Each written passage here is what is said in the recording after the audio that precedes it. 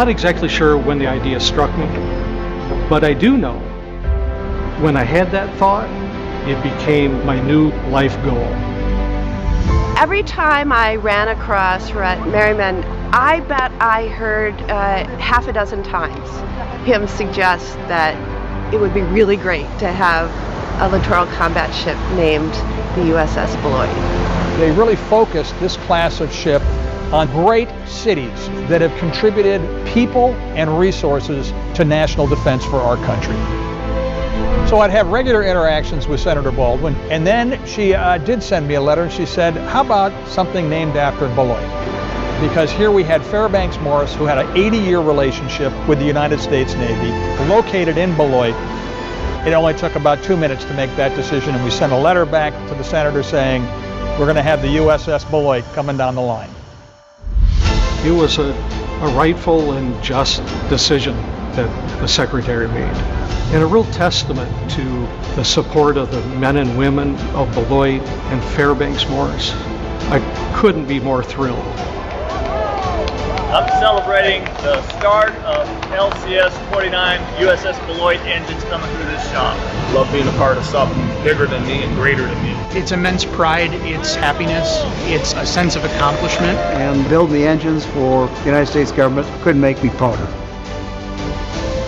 We, as a community now, this tiny little Midwest town called Beloit, is on the Naval Registry forever.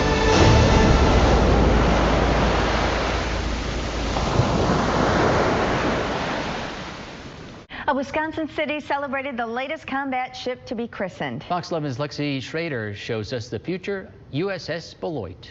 Well, they had busloads of individuals from Beloit coming up here. It is absolutely amazing for a smaller city to have the type of representation in terms of the namesake of the ship. Veterans and people from Beloit make the 3.5-hour trip to Marinette to see something never done before. A combat ship named for their city. This is the best of America.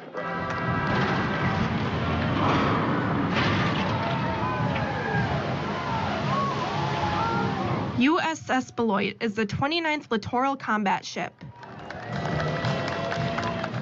I had the honor of making a few of the calls before the announcement was public, just to give people a heads up, and it was unbelievable. This is a long time coming, this celebration today, with people and veterans from Beloit. The christening ceremony marks the transition of the ship from new construction to the test and trials phase. It's celebrated by breaking a bottle of sparkling wine across the bow of the boat, which was done by Beloit native and retired Army Major General Marcia Anderson.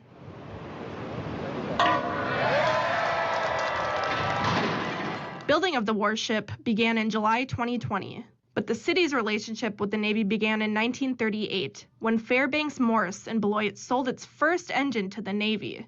Engines for the Freedom variant LCSs, like the USS Beloit, are built in the city still to this day. We started working on this program in 1999.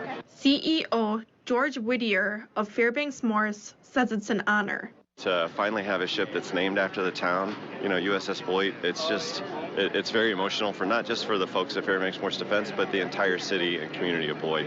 We've been in the community for 150 years, and you really can't take Beloit and Fairbanks Morris. They go together like peanut butter and jelly. The christening of the future USS Beloit comes after the Navy announced in April they may retire 9 ships in the Freedom class of littoral combat ships. All of the Freedom-class ships were built by Fincantieri Marinette Marine. The last ship named after a Wisconsin city was the USS Marinette, which was christened back in November of 2021. In Marinette, Lexi Schrader, Fox 11 News.